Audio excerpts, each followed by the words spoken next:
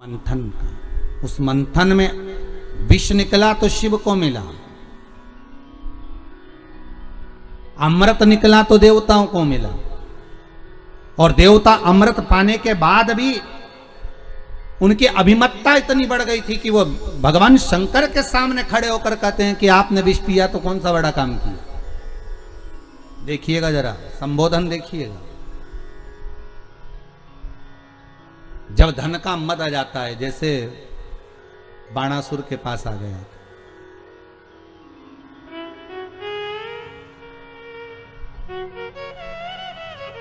कितना तप करा था बाणासुर ने, बहुत साधना करी। और बाणासुर ने जब तप करा, तप करने के बाद बाणासुर के पास में जब बहुत तप बाणासुर ने कर लिया, शंकर जी प्रकट हो गए, मांगो तुम्हें क्या चाहिए, क्या चाहते हो तुम, क्या मांग रहे हो, क्या दें हम तुमको, बोलो क्या प्रदान किया जाए, हम तुम्हें क्या दे सकते हैं, बोलो। बाणासुर ने कहा अगर आप हमें देना चाहते हैं तो हमारे हजारों हाथ कर दीजिए। शिव जी ने कहा ठीक है, हजारों हाथ दे दिया। अब हजारों हाथ मिल गए तो बाणासुर जहां युद्ध करने जाते वहां विजय होकर आ जाते। अब बाणासुर को लगता कि बता मेरे इतने हाथ, अब तो कोई मेरे से युद्ध करना ही पसंद नहीं करता। अब हाथ खुजाते बाणासुर के, तो एक दिन शंकर जी के पास ही पहुंच गया। शंकर जी से बोला भोलेनाथ भोलेनाथ। शंकर जी बोले बोलो क्या बात है, अब फिर वापिस आ गए तुम, क्या मांगना चाहते हो। मांगना नहीं है, आपके साथ युद्ध करना है। शंकर जी ने पूछा मेरे साथ युद्ध काहे को। तो बाणासुर कहते हैं अब मेरे इतने हाथ देखकर कोई मुझसे युद्ध ही नहीं लड़ता, सब मेरे सामने हार जाते हैं।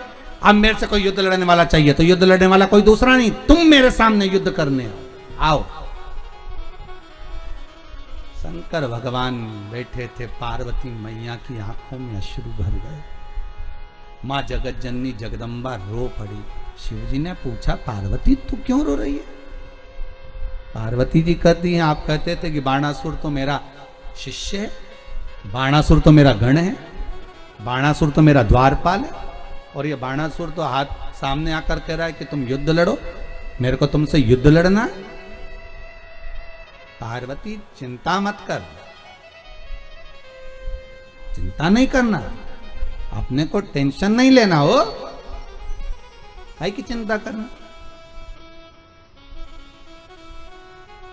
जरा जरा सी बात में तू रोने बैठ जाती है टेंशन लेकर।